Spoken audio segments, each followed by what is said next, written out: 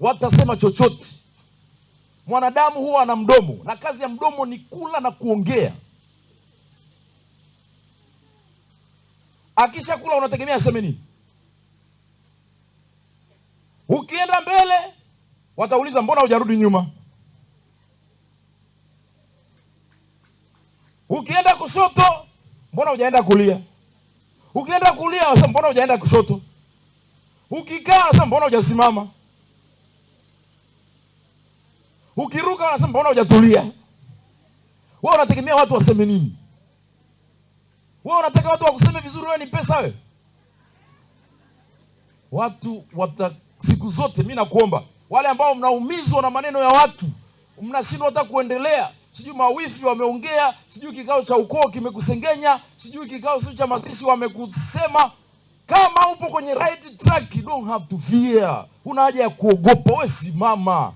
Mimi ni limao jamani, kwenye swala hili mimi ni limao. Mimi ni pera ndio, lakini wakati kwenye hili eneo hili mimi ni limao. Wajue kabisa huyu sio mtu wa kubadilisha kama redio. Na kuna watu ambao yani mnajaibisha kwa kurushiwa mfupa tu, dakika 2 imeshabadilika. Kwa hiyo maumivu ya maneno mabaya, naombeni kina mama, mnataka amani, lakini jifunzeni kujiponya kwa hilo eneo. Watu wana jambo la kusema kuhusu wewe siku zote. Usijiue. Usiwe ni mtu wa kupangusa machozi kila siku. Utapangusa machozi utaishia kuwa kipofu. Utakuwa kipofu. Watu wana kila kitu cha kusema kuhusu wewe. Watajiongelesha, wataongea. Kwa hiyo amani yako ilinde. Wanachokisema panya wakiwa huko darini huwa wakisemi wakiwa sebleni. Panya huko juu story nyingi sana huko juu, lakini wakipita sebleni kuna watu wakiwa mbele yako wataongea mambo mazuri sana, lakini wakipanda darini wana mengi sana ya kukuchambua. Hata mimi hapa niko mbele yenu sebleni, nikiondoka mkirudi zenu darini, mdomo kama kawaida. Usitegemee watu wakae chini kila siku wakuongelee vizuri. Watu watakuwa na jambo lolote. Mapadri wenzangu wanajua, mfano wewe, nitoe mfano halisi. Sisi ambao tumekaa parokiani, tunakaa na watu wanaotupenda na wasiotupenda. Wakija, lakini wote wakija, baba tumsifu Yesu Kristo, baba paroko, ya Father, kwa kweli jumuiya yetu kumisi wakati mkiwa kwenye kikao ulisema kwamba michango imezidi. Huyu paroko hatumwelewi. Ni mfano. Alafu unayeongea hivyo ni mtu ambaye hata yani unatoaga vihela vya chini. Yaani sisi hakuna watu wanaosengenya kama sisi.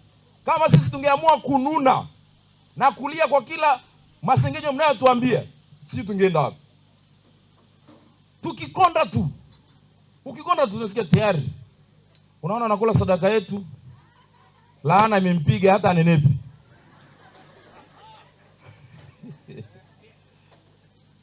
Ukinenepa unaona jinsi anavyozitafuna mashavu kule. Tuende wapi? Hivi ngoja niwaulize, hivi mababa paroko nisaidieni. Hivi nyie mnaotoa sadaka, mnataka sadaka ziende wapi? Kwa mfano, ni mfano. Naulizeni, sadaka mnazotoa mnataka ziende wapi? Huwa zinataka ziende wapi? Tunazila sisi hapa, sisi ndizo tunazila sisi, zinatutunza sisi hapa.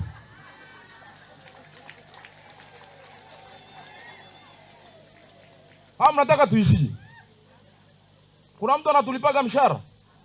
Hebu leteni sadaka tuzile, msilete utani hapa.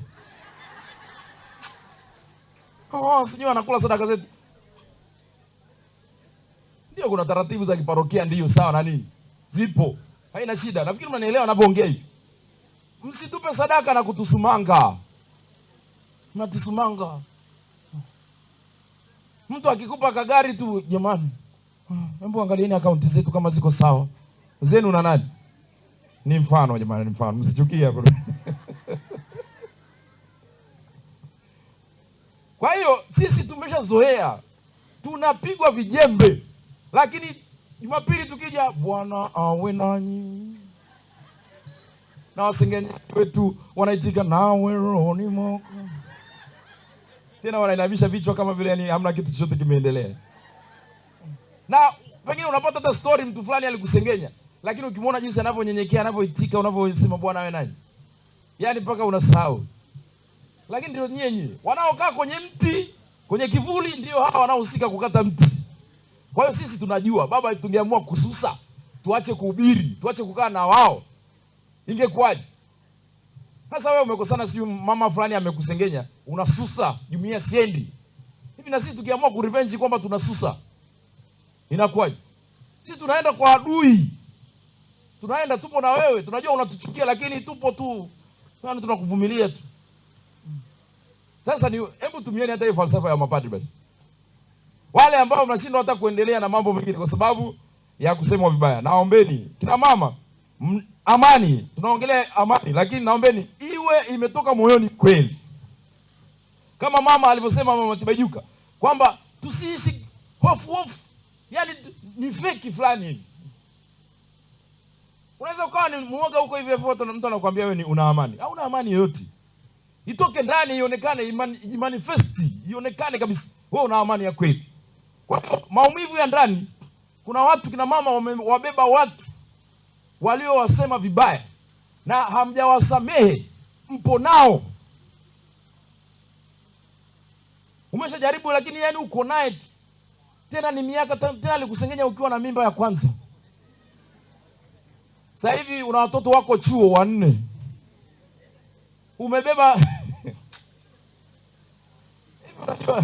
mwanadamu, hata wewe kama marehemu anasengenywa, mtoto akiwa tumboni anaanza kusengenywa, cheza sembuse wewe. Watu wanaweza kusema kuhusu maisha yako. Naomba usikose amani kwa sababu ya midomo ya watu. Jifunze kuwa mtu wa uvumilivu. Wengine nishakwambieni, acheni kuwajibu mbwa anaobweka. Mbwa anayebweka ajibiwi. Yesu alisema ninawatuma kama kondoo kati ya mbwa mwitu. Mbwa mwitu utakutana nao tu, wow, watabweka. Wewe ni kondoo.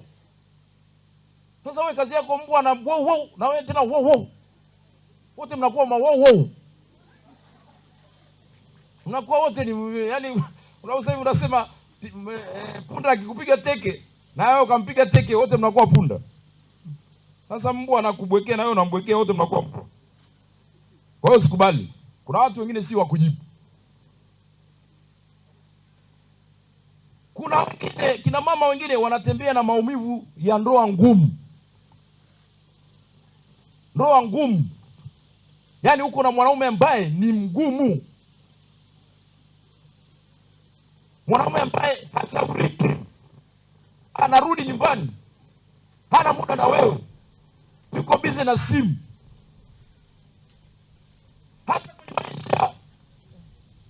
Hata kwenye maisha, yale maisha ya upendo,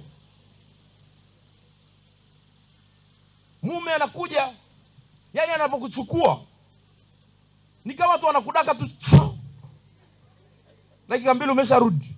Yani unajiuliza, hivi nilikuwa wapi? Hivi mnanielewa hapo?